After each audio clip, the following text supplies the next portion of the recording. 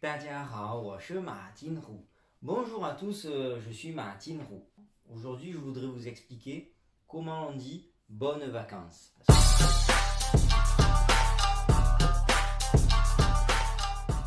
C'est souvent, bien sûr, la question de mes élèves juste avant les vacances.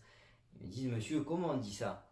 Donc, je leur dis souvent, 假期愉快,假期愉快. 假期愉快. Ça, c'est la version la plus utilisée, un peu plus complexe parce que c'est un mot qu'on n'a jamais vu pour dire heureux, joyeux, c'est un peu plus soutenu. Sinon, on peut dire aussi 假期快乐. Et là, je vous renvoie à toutes mes vidéos où on souhaite de joyeuses fêtes. Ça se termine tout le temps par 快乐, qui veut dire vite heureux, donc joyeux, pour joyeux anniversaire, bonne et heureuse année, par exemple. Voici la deuxième façon de dire bonnes vacances. 假期快乐,假期快乐. Donc 假期 veut dire vacances mot à mot, parce que l'objectif aujourd'hui n'est pas de voir les caractères, hein. Il y en a qui sont un peu compliqués, notamment le caractère 假 qui veut dire déjà congé, mais tout seul c'est un peu soutenu. Donc 假 veut dire déjà repos, congé. Ici vous avez ti qui veut dire la période, donc la période des congés. Donc le mot vacances se dit 假期, vacances. Et 快乐 veut dire vite joyeux, vite heureux, vite de la joie, donc joyeux. Donc le mot de tout à l'heure, de 愉快, veut dire aussi joyeux, heureux, mais essentiellement souhaité pour des souhaits de bonnes vacances. Alors en Chine, bien sûr, les vacances, notamment dans les entreprises, c'est pas 5 semaines avec peut-être des RTT ou des jours fériés en plus, hein, comme dans les entreprises françaises. En Chine, c'est plus près des États-Unis, bien sûr, ça dépend un peu des entreprises si elles sont chinoises, occidentales, mais on est plus près des 2 semaines de congé dans l'année, plus bien sûr on rajoute des jours fériés, mais on va en parler juste après. Mais en tout cas, les Chinois n'ont pas autant de vacances que nous.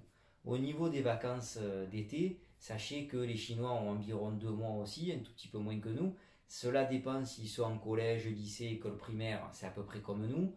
Mais à l'université, sachez que les vacances d'été sont réduites en général parce que en Chine, ils sont obligés de faire un stage ouvrier, notamment pour les futurs ingénieurs.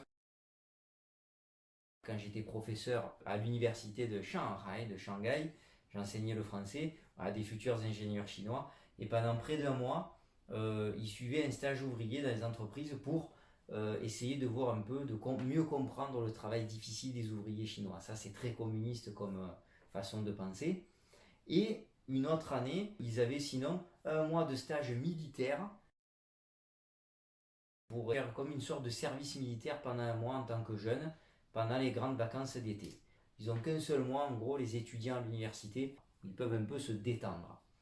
Nous, je rappelle quand même qu'en France, enseignants et élèves, on a 4 mois de vacances à peu près. Toutes les 7 semaines, on a 2 semaines de vacances. En Chine, ce n'est pas la même chose.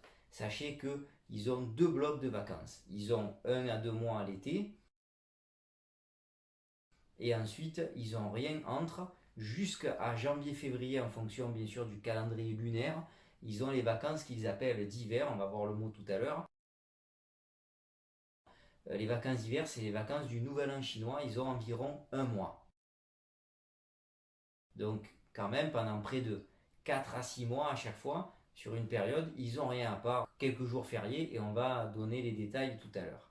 Alors maintenant, je vais vous donner des mots qui ont un rapport avec la racine tia, qui veut dire vacances, congé. Alors au niveau des mots qui ont la racine tia, qui veut dire congé, vacances, vous avez tia zhi, qui veut dire jour férié. Alors les jours fériés en Chine, il y en a quelques-uns bien sûr. Vous en avez un certain nombre, mais pas autant peut-être qu'en France. Alors en Chine, vous avez 5 jours fériés qui ont 3 jours de congé. Parce qu'il n'y a pas de jour férié en Chine avec un seul jour vraiment. Pourquoi? Parce que la Chine est immense, elle fait 17 fois et demi la France. Imaginez si des paysans chinois qui ne vont pas prendre l'avion parce que c'est trop cher, mais plutôt le train pour les longs trajets ou le car. Le temps de faire un aller-retour quand il y a 2, 3, 4 000 km pour aller voir la famille, c'est pas possible. Donc ils leur permettent 3 jours fériés pour 5 fêtes particulières. Qui sont? Alors vous avez le Nouvel An occidental, qui est le 1er janvier, Ils fêtent un tout petit peu, mais eux, le plus important, c'est le Nouvel An chinois. Donc vous avez le Nouvel An occidental, avec 3 jours fériés. Ensuite, vous avez la fête des morts, qui a lieu plutôt aux alentours du mois d'avril. Troisième, vous avez la fête du travail, donc le 1er mai, tout comme nous, ils ont droit à 3 jours. Quatrième fête avec 3 jours fériés, vous avez Duan Wutie qui s'appelle, difficile de donner une traduction, mais on l'appelle aussi la fête des bateaux dragons. Je reviendrai dessus un jour sur une vidéo spéciale sur cette fête. Ça a lieu vers le mois de juin. Et la 5e date, c'est aux alentours du mois de septembre. C'est la fête de la mi-automne. Et vous avez 2 fêtes qui permettent aux Chinois d'avoir non pas un jour ni 3 jours fériés, mais en fait une semaine complète. Ça va être le Nouvel An chinois qui a lieu entre mi-janvier et mi-février. Donc ils ont droit à une semaine, sauf les élèves qui ont pratiquement un mois, mais là je parle des employés. Et la deuxième et dernière qui a droit à une semaine de jours fériés, c'est la fête nationale qui a lieu le 1er octobre. En Chine, bien sûr, c'est la fête nationale du Parti communiste qui date du 1er octobre 1949. Voilà au niveau des jours fériés. Ensuite, vous avez comme expression par rapport aux vacances, donc les 2 blocs de vacances dont je parlais tout à l'heure au niveau de l'école. Shujia. Shujia. Shu veut dire ici caniculaire, en référence à l'été. Donc les vacances caniculaires, donc les vacances d'été. Et Hanjia. Hanjia. Han veut dire très froid. Donc période de grand froid, ça veut dire les vacances d'hiver. Janvier-février pour les Chinois par rapport au Nouvel An chinois. C'est pour cette raison qu'ils l'appellent aussi Nianjia. Nianjia. Les vacances de l'année, donc du Nouvel An chinois. Ensuite, vous avez le verbe fangjia. Si vous dites fangjia, ça veut dire j'ai des vacances, je pose des congés. Mot à mot, fang de poser et tia de congé, vacances. Qingjia, ça c'est plutôt si vous demandez congé à votre professeur de façon assez solennelle, officielle. Ou qingjia, je vous demande de prendre congé parce que j'ai un problème familial ou des problèmes de santé ou autre, ou à votre employé si vous voulez le dire. Donc, qing, ça veut dire demander à, prier de, dans le sens s'il vous plaît, je vous demande des congés.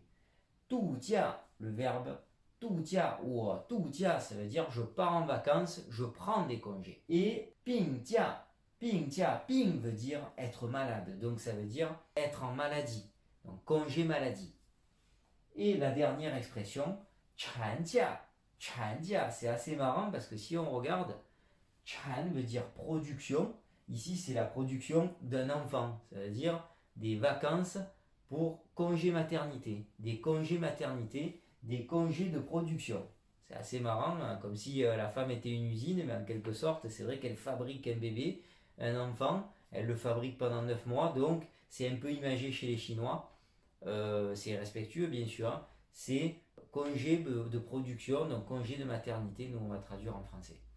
Voilà au niveau des vacances. J'espère que ça vous a plu, que vous avez appris plein de choses. Vous voyez les différences culturelles, donc les Français, il ne faut pas se plaindre parce que les Chinois, à chaque fois, ils me disent mais c'est pas possible, vous êtes tout le temps en vacances. Toutes les 7 semaines, 2 semaines de vacances, notamment à l'école, les élèves, c'est incroyable. Ils me disent au moins ils ont plein de petits repos. Qu'en Chine, quand même, ça fonctionne presque par semestre comme à l'université et vous avez quand même 2 blocs. Donc pas de vacances de la Toussaint, pas de vacances de Noël, ils ne le fêtent pas.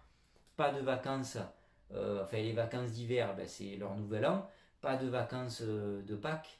Donc quand même, c'est pas mal. Hein. Merci à tous et je vous donne rendez-vous pour de nouvelles vidéos. 谢谢，再见. À bientôt sur ma chaîne et n'oubliez pas de partager et de liker.